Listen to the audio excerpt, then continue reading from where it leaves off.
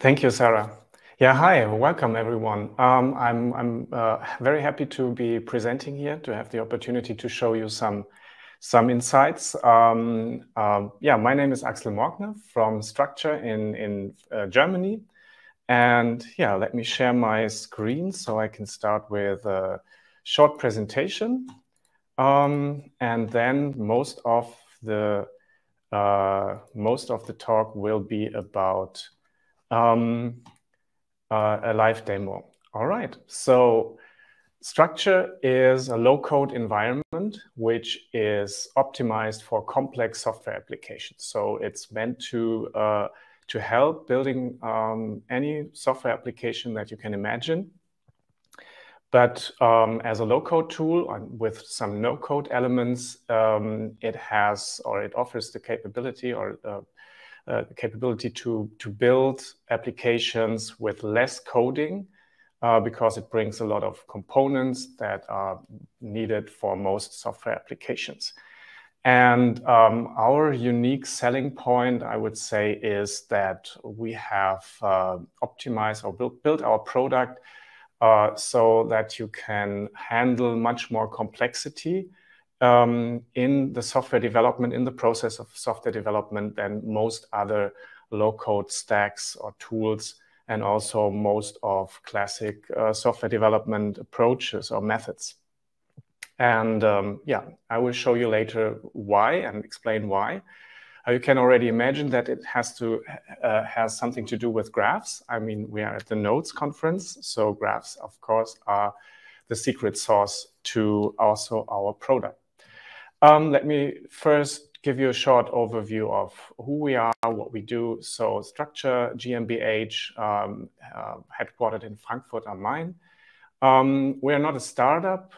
We are still small by choice. We like to be a small company with very effective methods and yeah, profitable from the start.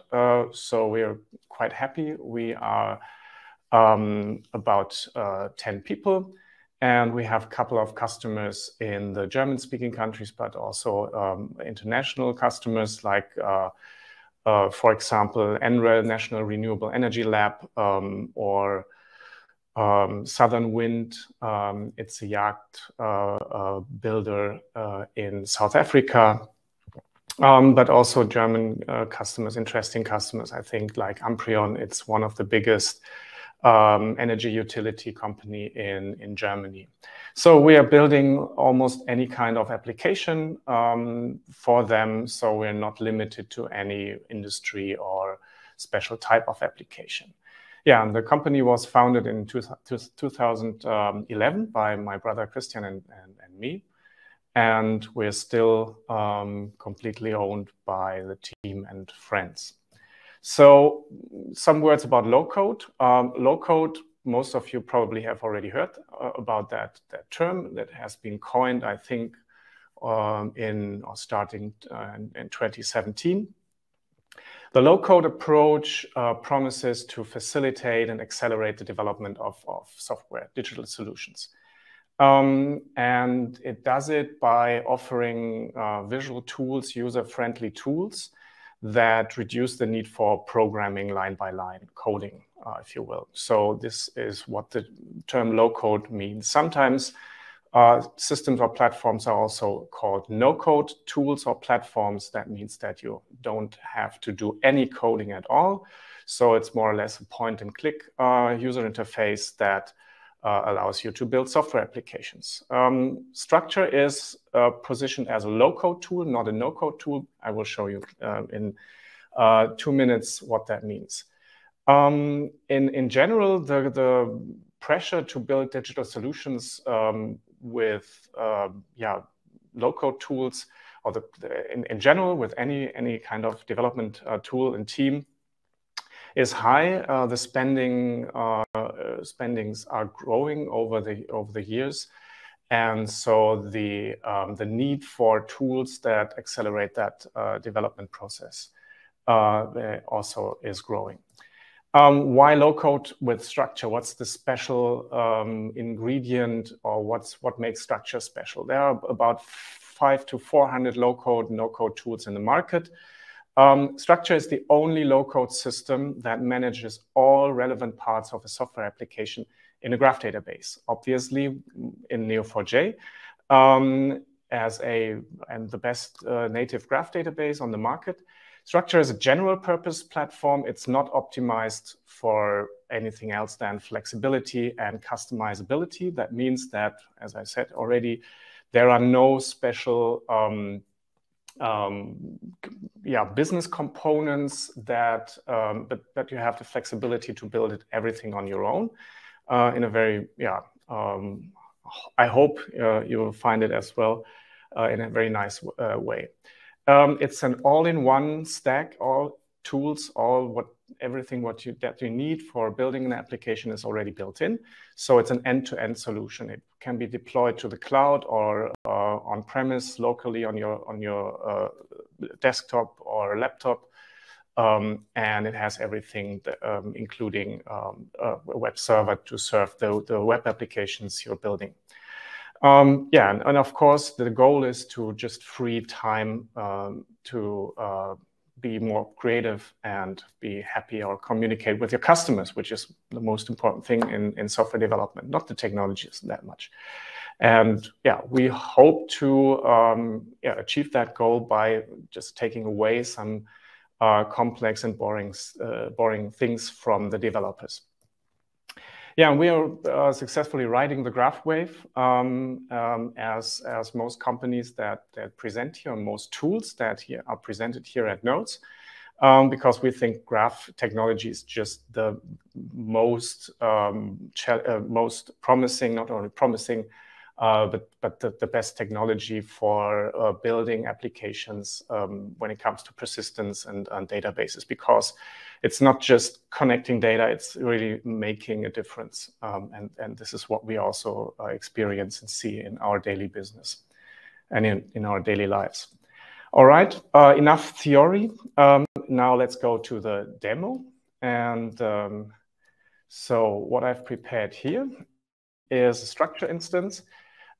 Because we don't have so much time, I have already prepared an application, but we will extend this application. We will not build it from scratch because that would just not be possible in that short amount of time. What you see here is the page builder or application builder part, but I will leave this area and go over to the schema, because this is typically what you begin with, what you start with. What you see here is obviously already a graph, and it's the schema graph. It is an implementation, or it is the implementation of the abstract data model that you built in your mind or together with your customers. In this example, it's a shop, an online shop that is used to sell products. So I will just quickly explain how to read it or how to understand it. So here in the middle, we have a product data type.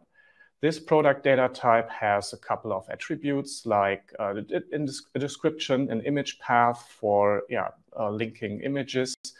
It has prices in different currencies. It has a stock quantity and a special price attribute, which is a function, and the function just gives back or returns the price in the currency that the user has activated or chosen. That was just an example of how to manage your data types. So this is mostly no-code programming. I will just show in a minute how to extend that schema. So this product data type is connected by schema relations, so-called schema relationships. For example, it's connected to images over an has picture relationship, and it is connected to the currency data type. The currency data type just has a code. It's the international currency code. And one product is connected to exactly one currency. So this is the cardinality, multiple products. This is what this asterisk sign here means. multiple products can have one, or each product has one currency. Also, products can be assigned a product category, and when customers put things in their shopping cart, of course, that has to be tracked in the system. So a product is then put into a shopping cart, and it's still, of course, related to that shopping cart. Shopping cart items are contained in a shopping cart, and here we have orders, and orders belong to customers. On the other hand, here we have connections that are incoming and outgoing to system types. So they are in gray, read-only system types. That means that Structr has a lot of functionality already built in, and you connect your own data types by just connecting them to data types that the system brings. For example, an image is contained in a folder. Image is inherits from file, and what we already did by or what we can do is creating, for example, an invoice and let it extend the file class so that it just inherits all the functionality that the system provides. Structr, provides a file system that you can see here. I will not go deeper into that because it would just not be enough time. So going back to the schema, by adding classes and letting them inherit from existing types, you can connect to the existing functionality. Coming back to product, what we can do now, for example, is extend the schema. And for example, maybe I just delete this and do it again. So you can modify the schema at runtime at any time. That's what makes up the very, very large part of the speed that you have when you build applications with Structr. So let's do it again. Like I will just create a customer data type, and in this case, we'll just connect it later. But yeah, what's happening here now? The schema is compiling. That means that the schema graph has been extended. Structr generates source code, Java code in the backend, and compiles it and injects the compiled code into the running JVM. And now I can connect the customer type to the order type and say, okay, customer has order. This is my relationship type. And many customers can have many orders, of course. But let's rename maybe the attributes so that they read a bit easier, like customers have orders.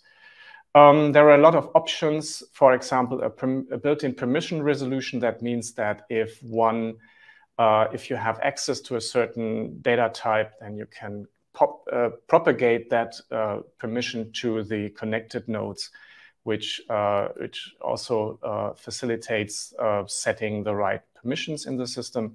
Or a cascading delete, for example. If you want to delete all orders, when you delete the customer, you can just set source to target here and cascading delete, and the system does it for you.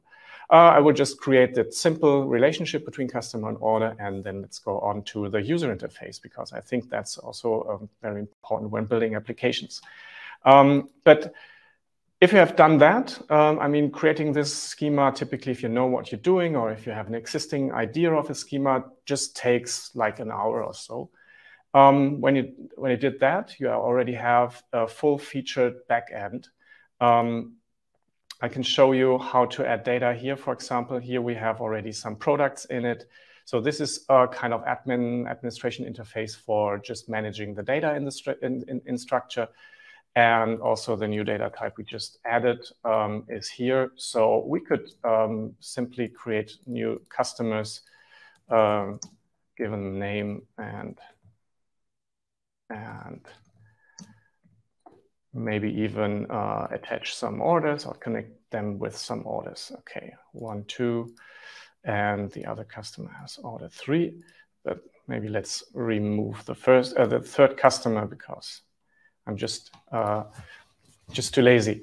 Yeah, so this already gives you a full-featured backend. It has an open API documentation which is automatically created. And once you specified your data types and your attributes, you can access the data via a REST API or GraphQL API. It's also interactive, so you can use all the HTTP verbs like get, put, post, and so on to query the database or the API and to modify data in it. It has full-featured security systems, so whatever you do is secured by so-called resource access grants. That means that for each resource, for example, for each data type, there will be automatically endpoints created in the system, and they are secured by the security system. So you have to allow, for example, that non-authenticated users may access the customer's endpoint, or authenticated users may create new elements via the REST API by allowing them to post to this HTTP endpoint. Also, there is a possibility, of course, to create users and groups, and also you can manage the CORS settings, the CORS settings, which is also comes in very handy when you create real-world web applications. Okay, now we go to the front-end application builder. So what we see here is a products page in the preview, and the product page consists of, in this case, template elements, which are just static HTML. In this case, it's a Tailwind CSS, Tailwind components page. And you can use expressions that, for example, in this case, just render all the child elements of this element, of this template. And if we look in the page tree, we see that this Tailwind main page element, which is what we're seeing here in the editor, has a main container element, which is just an empty div element, and again, a render children expression. So that means that all the child elements of the main container will be output to the page.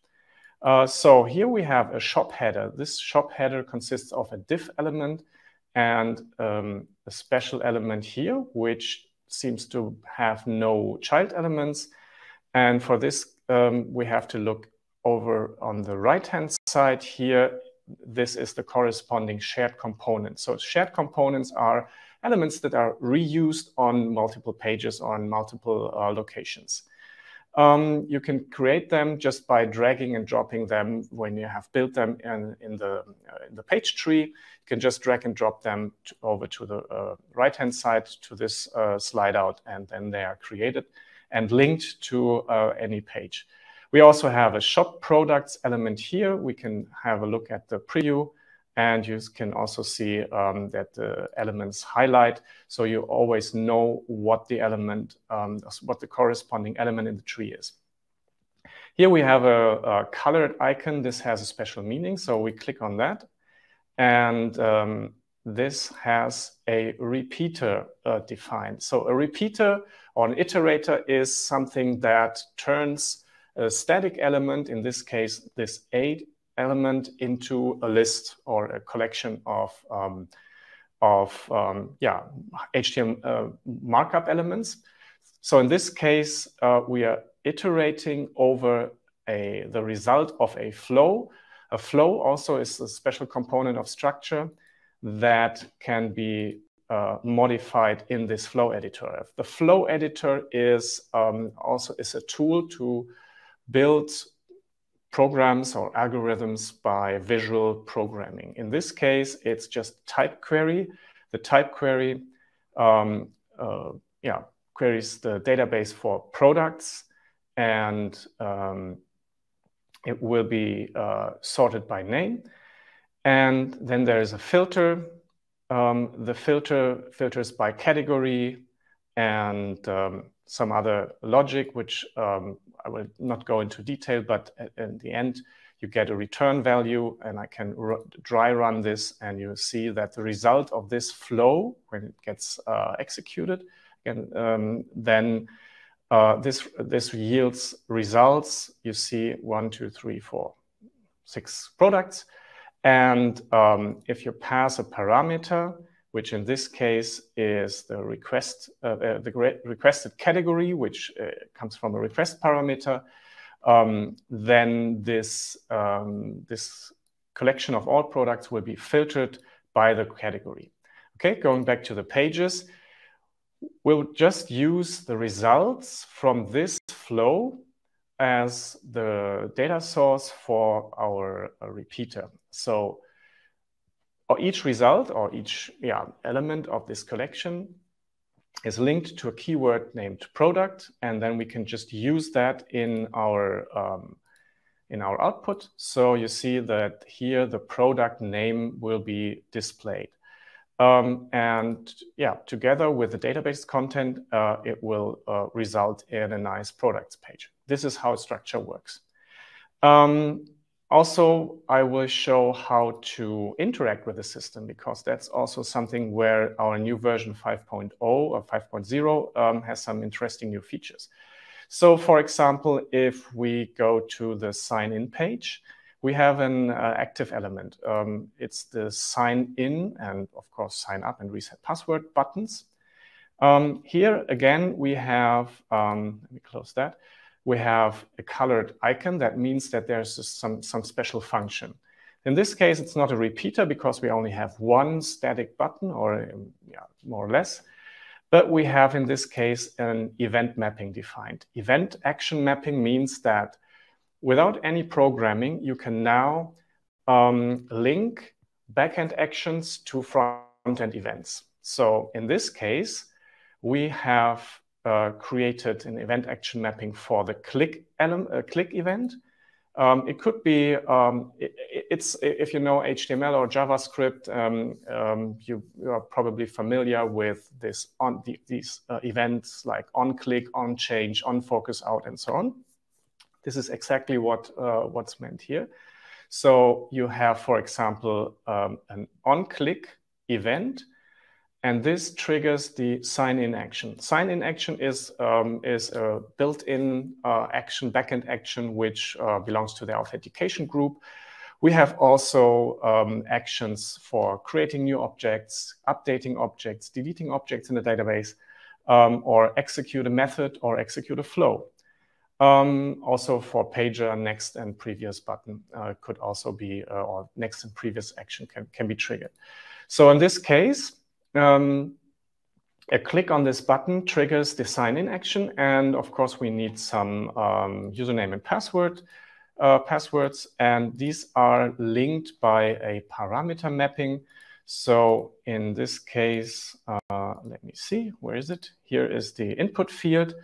It looks like this for username and for password, and these are linked to as input elements. You see the highlighting here as user input elements for that action, and then you can define what kind of notification you will get, or the user will see when they activate this button. For example, show an inline text message on success or also on failure. And you can also define what the follow-up action is. So in this case, after a successful login, it's obviously navigating to your new page, which makes sense. So we land at the products page. If it's an unsuccessful login, for example, username or password has been wrong, then we stay on the same page, but we will show a failure notification. This is all you need to define event actions. The interesting thing here, I think, is that all these definitions and all these this logic is contained in also the graph. So for the first time in Structr 5, we have the full chain, or the complete chain from front-end events in the user-facing front end that are linked to actions which are defined in the graph, in the database, to flow elements, if you will. Of course, you can still use code in the back end. I will also show you an example. And the data is also stored in the graph database. So all relevant parts of the application are stored in the graph, and that gives you an unprecedented flexibility in creating user interfaces. And also Structr itself, the admin user interface, is just built around this idea of storing all relevant parts, all moving parts of a software application in the graph. It took us like 12 years to come up to this stage. But I think with Structr 5, we really made a breakthrough, because now, we can just use this flexibility of connecting things in the graph, and you don't have to deploy any logic or code to the server. You just modify things in your graph database, and you have a working application, working software application. Maybe I can show you how that other elements work. For example, some other interesting and nice functionality around here. So for example, we have here an input field. It's on the, there are some errors in the code. I apologize. It's not, let's go to the shopping cart is, let's go to the product page. I show you how the element works that is responsible for adding things to the shopping cart. So this is a button here. Again, you can just simply find elements by clicking in the parent element or on the element itself. So this button has an click event defined that executes a method. This method adds the current element, which is addressed by this current ID, to the shopping cart. And that add to shopping cart is a method that is defined here as a global method. Not a global method. That's wrong. It's on the product, right? So add to shopping cart. So this is the scripting area, which is also a very important and interesting thing. Just want to mention. Here you can write code. So Structr is not a no-code platform. It has some no-code elements like the schema editor you saw, or the flow editor, but you can still code. You can code in JavaScript, PHP, R, Python, and all the other scripting languages that are supported by the GraalVM. GraalVM is a new Java virtual machine produced or built by Oracle, and it has a polyglot scripting engine that allows you to use many programming language. And this is a very great example on how to really integrate with any other technology. So Structr is like a big box of Lego pieces, and you can just use it and build your own application. And this add to shopping cart just takes the data from this product and creates a shopping cart item. We also have a payment module integrated. So if you check out an order or check out the shopping cart, you can create an order with just sends request to Stripe or Square as a payment provider. All right, I'm running out of time. Thanks a lot. That was a short demo. I hope you enjoyed it, and I hope you also enjoy the rest of the day and all the other notes talks. Thanks. Thank you very much.